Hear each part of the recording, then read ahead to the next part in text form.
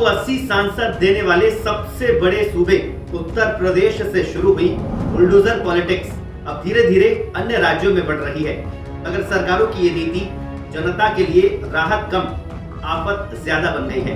दरअसल उत्तर प्रदेश के मुख्यमंत्री योगी आदित्यनाथ ने क्राइम कंट्रोल के लिए अपराधियों के घरों पर बुलडोजर चलाना शुरू किया, जिसका नतीजा ये हुआ कि अपराध कम हुआ और जनता में योगी आदित्यनाथ की तारीफ हुई।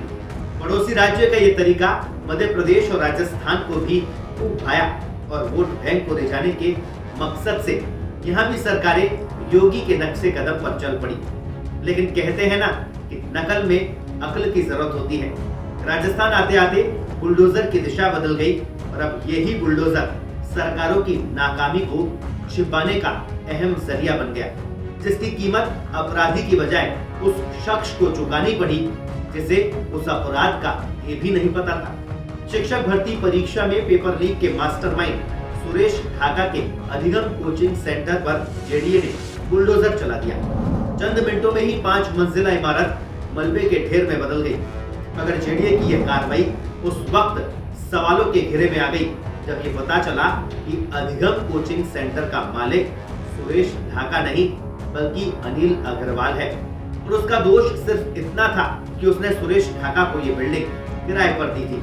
हालांकि अग्रवाल ने नियम विरुद्ध बिल्डिंग का निर्माण भी किया, जिसका नतीजा ऐसा ही होना चाहिए था। मगर जेडीए कार्रवाई की ये टाइमिंग सवालों के घेरे में है। सवाल ये कि क्या सुरेश ढाका को किराए पर बिल्डिंग देना ही सबसे बड़ा कसूर हो गया?